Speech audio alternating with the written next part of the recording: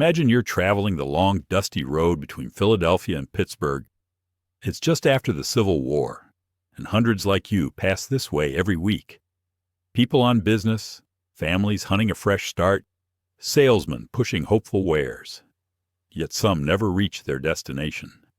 Stray newspaper reports and faded letters mention accidents, lost wagons, or travelers simply vanishing. Back then, no central register existed. If someone disappeared, it could take weeks before anyone even realized. In the middle of that lonely stretch, one inn stood out, Harrowgate Inn. It looked like salvation. Sturdy beams, the glow of warm lamps, smells of roasted meat, and the grunts of fattened pigs behind the building. Walton and Susan Harrowgate ran the place with a sort of hospitality that earned praise across the region. No traveler was ever turned away. Their food, especially the sausages, was legendary. People from nearby towns bought them by the string, convinced the secret was in Susan's spices and the slow smoking out back.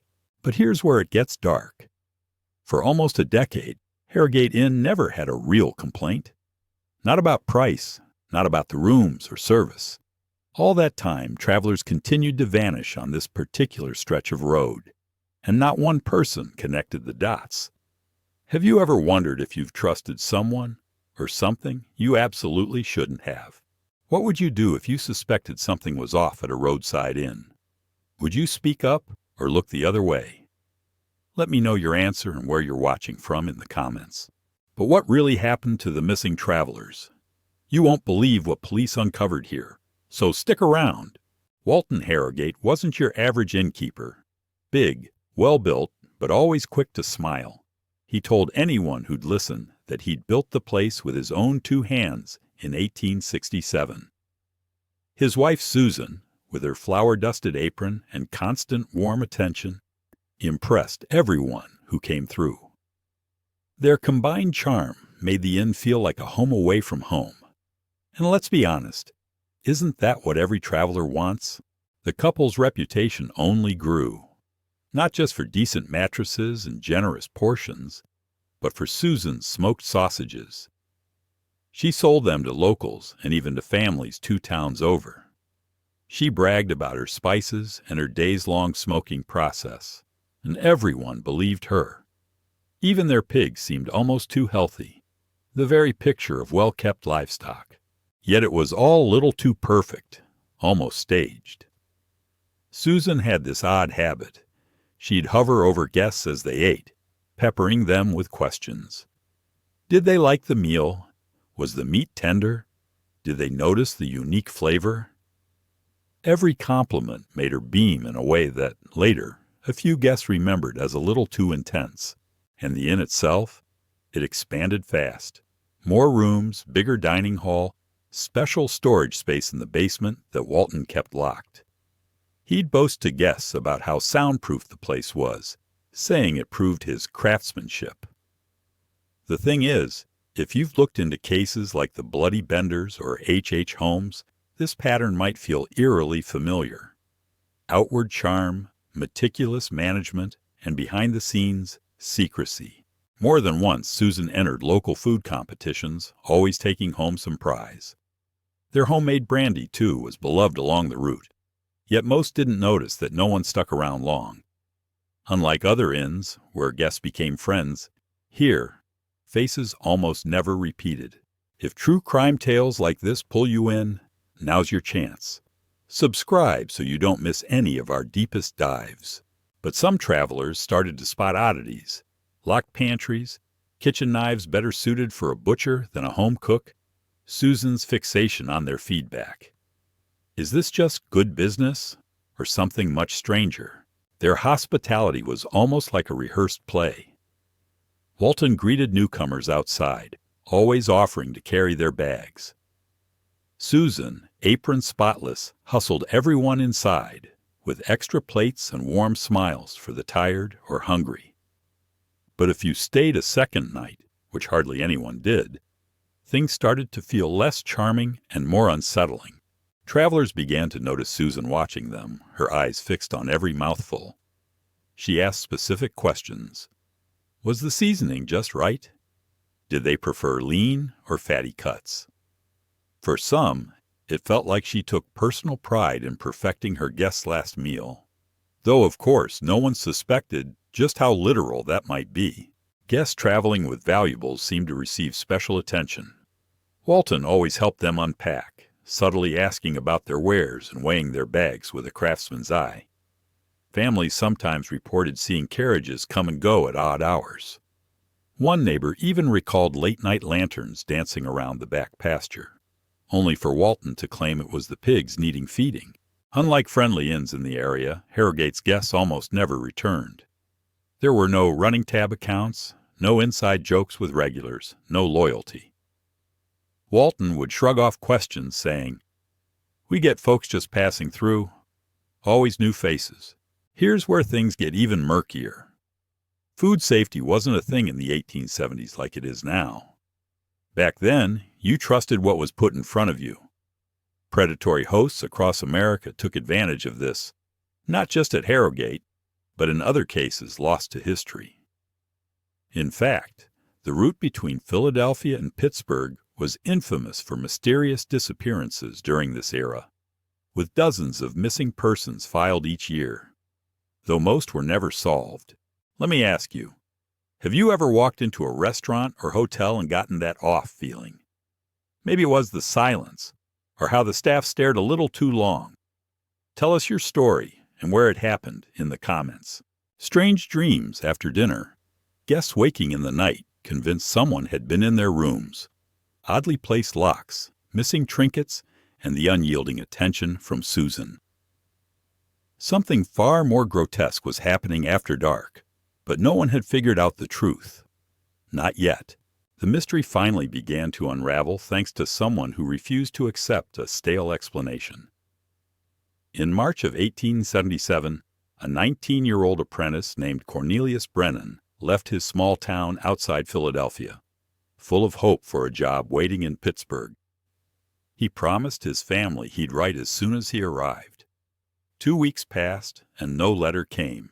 Cornelius's older brother Simon, not one to give up, retraced every step. He asked for Cornelius at each inn and stable along the route. Most places had never seen him, but at Harrowgate Inn, Walton was oddly prepared. He showed Simon an entry, "C. Brennan, blacksmith's apprentice to Pittsburgh," and claimed Cornelius had left before dawn, with nothing but satisfaction and thanks. Still, something about Susan's demeanor gnawed at Simon. She remembered details she shouldn't have, what Cornelius looked like, even that he'd praised the meat at dinner. And both Walton and Susan seemed more interested in Simon's plans than truly helping him. Back then, investigating a missing person was more grit than science. Most lawmen had little power, and news traveled only as fast as a horse or rumor. But Simon was relentless. He cross-checked Harrowgate's records, noted contradictions, and tracked rumors of other travelers vanishing in the same stretch of road. He even learned that several neighboring families were also searching for loved ones lost after passing this way. Before we continue, if this story is giving you chills, smash that like button and share it with a friend who's fascinated by chilling history. Piecing together scattered clues from innkeepers, townspeople, and farmers, Simon realized the disappearances always circled back to Harrowgate Inn. He found personal items abandoned miles from the inn men, torn luggage, worn shoes. Then, a farmer told Simon about finding a carriage left out in the fields, soon after which Walton himself appeared, offering to help clear it out. It was a little too convenient. Eventually, Simon convinced the authorities that something sinister was afoot. What the police found, once they finally searched the inn, would shock the entire region and make Harrowgate a name infamous for all the wrong reasons. So, authorities arranged a discreet inspection at Harrowgate Inn, posing as public health officials. Walton and Susan played along, offering their usual tour. But this time, sharp-eyed investigators started noticing what regular guests had missed. Out back, they saw pigs bigger and more aggressive than normal, snapping at anything near the fence. The soil around their pen was stained in a way that didn't seem right. One inspector even found bits of cloth and old buttons mixed into the dirt, like something or someone had left more than just scraps out there. As they moved inside, the kitchen raised even more alarms. The knives were professionally sharpened, more numerous than most city butcher shops. There were locked pantries, rooms with unmarked jars, and sausage-making equipment that looked built for mass production, not just a roadside inn's breakfast crowd.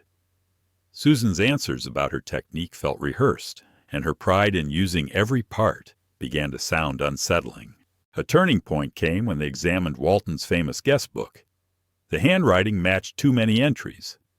Folks supposedly from all over had apparently written the same way. In the basement, tucked behind sacks of grain, officers discovered a chest stuffed with IDs, unsent letters, and keepsakes, some belonging to missing travelers, including Cornelius Brennan. Would you have caught those clues if you were in their shoes? Or would you have looked the other way until it was too late? Drop your thoughts in the comments. But the discoveries only got worse. In the animal enclosures and beneath packed earth, crude digging revealed gnawed bones, too small, too delicate to be just livestock. Some bore clear signs of human origin. Suddenly, this wasn't a missing person case. This was mass murder. And if you think the worst was over, you'll want to stick around, because what was in the sausages horrified even the most hardened investigators. With the gruesome discoveries piling up, the next phase of the investigation left even seasoned officers shaken. Laboratory tests weren't what they are today, but it didn't take modern science to realize what those special sausages contained. Meat grinders and storage vats still held traces of blood and tissue unmistakably human. Sausage casings were analyzed and compared. There was no more doubt. Susan's famous recipe was a horrifying blend. Mostly pork, but mixed with the flesh of their victims. Susan, when interrogated, coolly described how she'd improved the product by understanding which cuts tasted best.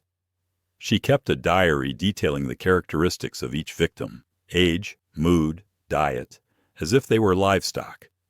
She treated it like culinary research, ranking the qualities that made for the tenderest meal, with the same bizarre pride held by infamous cannibalistic killers before and after her.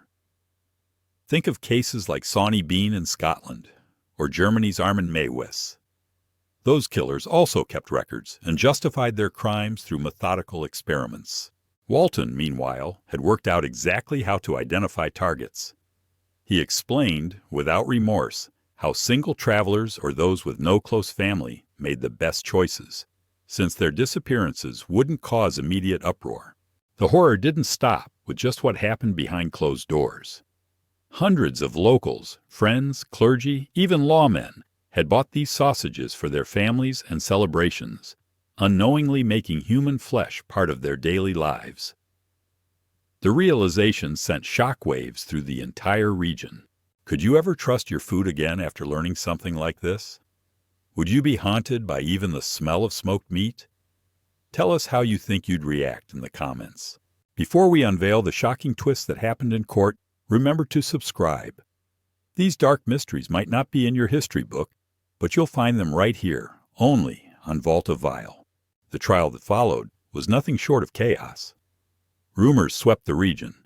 People feared they'd eaten the unthinkable, and families burned leftovers rather than risk another bite.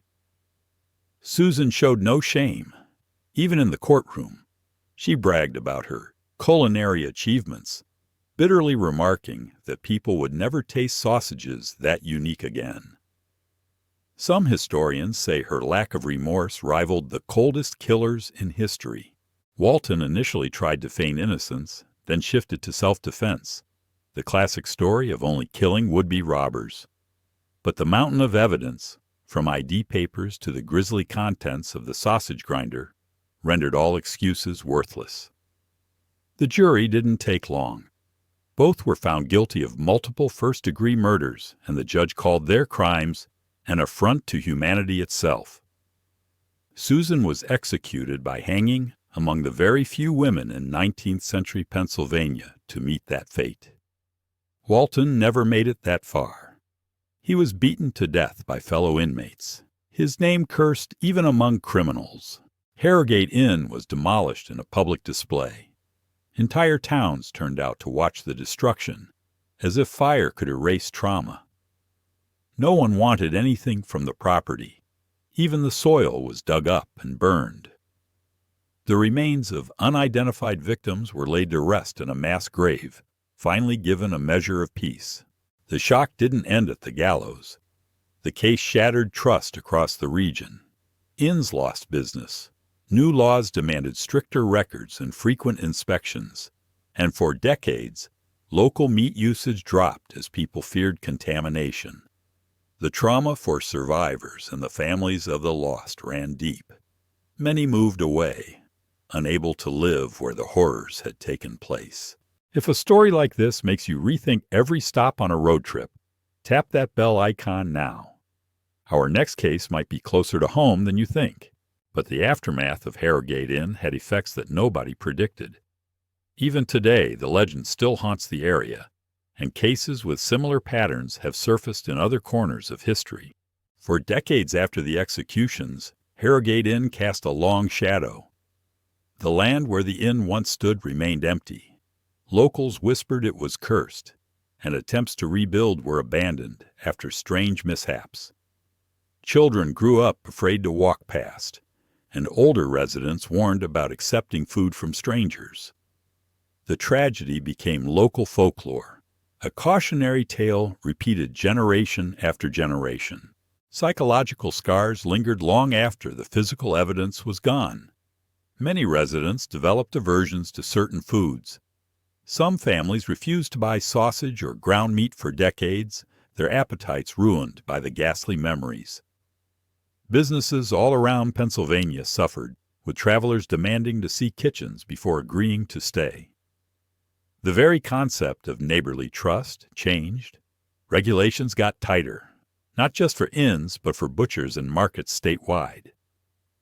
New protocols for tracking missing persons were implemented, tragedy sparking progress. And this story wasn't unique in American history. In later years, investigators researching the Harrowgate case found similar crimes at remote stops throughout the country. Even in modern times, some criminals have copied parts of the Harrowgate method, selecting vulnerable victims and hiding evidence under the cover of hospitality. The case's notoriety influenced early forensic science. The grim task of separating human and animal remains advanced because of it, and the case still appears in criminal profiling courses today. True crime, as a genre, owes a debt to stories like Harrowgate, where evil hid behind a warm smile and apron.